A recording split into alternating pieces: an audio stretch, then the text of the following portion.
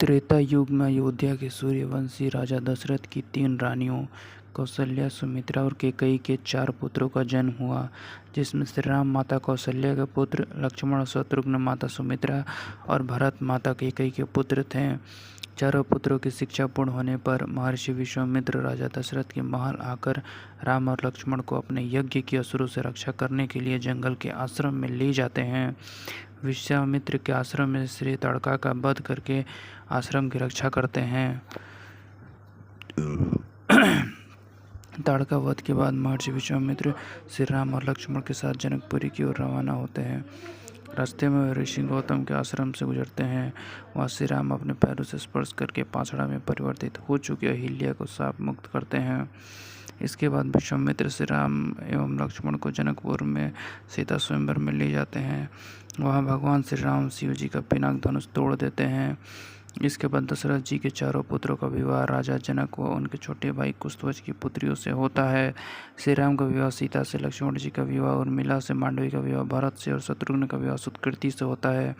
देवासुर संग्राम में दशरथ का रानी कैकेयी ने साथ दिया था। दशरथ 2 वरदान मांगने का वचन देते हैं। श्री राम के राज्याभिषेक की तैयारी के दौरान मंत्रा के उकसाने पर रानी कैकेयी श्री राम को 14 वर्ष का वनवास और अपने पुत्र भरत को अयोध्या का राजा बनाने का वरदान मांगती है। प्रभु श्री राम अपने पिता दशरथ के वचन को निभाने के लिए अपनी पत्नी सीता और भाई लक्ष्मण के साथ सन्यासियों का वेश धारण करके नियमों के तहत 14 वर्ष के लिए जंगल में चले जाते हैं। प्रभु श्री राम लक्ष्मण और माता सीता को निषाद राज केवट नाव से गंगा पार कराते हैं। श्री राम पारितोषिक देना चाहते हैं तो केवट कहता है, जिस तरह मैंने तुम्हें गंगा पार कराया उसी तरह आप भी मुझे और मेरे परिवार को इस भवसागर से पार करा देना।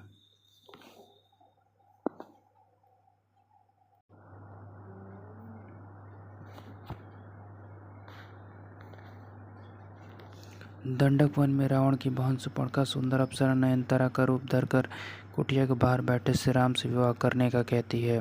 श्री राम के इनकार करने पर वह लक्ष्मण से जिद करती है। फिर वह माता सीता को मारने दौड़ती है। यह देखकर लक्ष्मण जी उसकी नाक काट देते हैं। अपनी कटी हुई नाक को लेकर सुपर्णखा अपने भाई और दंडक वन के असुर राजा खर और दूसर के पास पहुंचती है।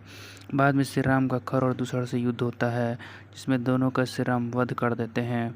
खर दूसर के वध का समाचार लेकर सुपर्णखा अपने भाई लंकापति रावण के पास पहुंचकर उन्हें भड़काती है और सीता की सुंदरता की तारीफ करती है। इसी के साथ वो कहती है कि आप वनवासी राम की सुंदर पत्नी का हरण करके ले आइए।